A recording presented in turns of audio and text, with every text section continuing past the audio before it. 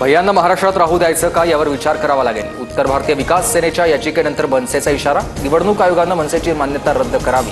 राज ठाकरेंविरोधात supreme कोर्टात याचिका। दीनानाथ मंगेशकर रुग्णालय प्रकरणी दोन्ही अहवाल मुख्यमंत्र्यांकडे सादर। मुख्यमंत्र्यांनी नेमलेली समिती आणि धर्मादाय आयुक्तांचा अहवाल सादर। आता माता मृत्यू अन्वेषण विभागाचा अहवाल अद्याप प्रतीक्षेत। दीनानाथ रुग्णालयाला जमीन दान करणाऱ्या खिलारे कुटुंबातले चित्रसेन खिलारेंना अश्रू अनावर। गरोदर महिलेची पैशांसाठी अडवणूक झाल्यानं भाऊ रुग्णालयासाठी जागा दान केल्याचा पश्चाताप व्यक्त। लवकरच मुख्यमंत्री फडणवीसांची भेट घेणार।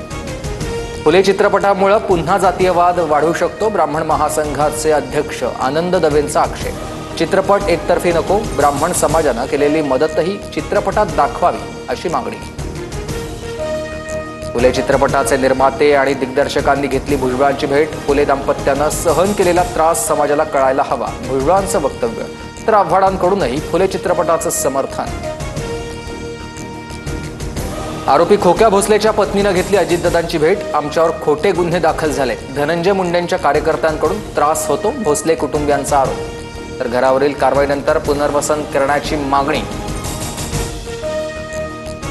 देशभरामध्ये वक्फ सुधारणा कायदा लागू, केंद्र सरकारकडून अधिसूचना जारी। वक्फ सुधारणा कायद्यासाठी गॅझेट प्रसिद्ध।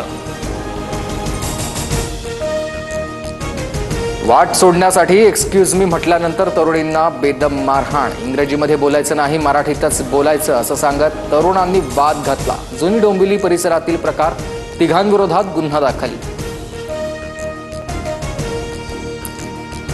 माजी IPS अधिकारी शिवदीप लांडेंची बिहारच्या राजकारणात एंट्री। हिंद सेना पक्षाची स्थापना, बिहार विधानसभा लढणार।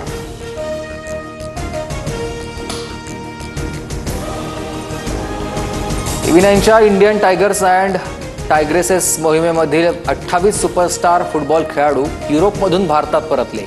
केंद्रीय क्रीडा मंत्री मनसुख मांडवियांकडून खेळाडूंचं स्वागत। खेळाडूंना शुभेच्छा देत ऑलिम्पिकसाठी कठोर परिश्रम करण्याचं आवाहन।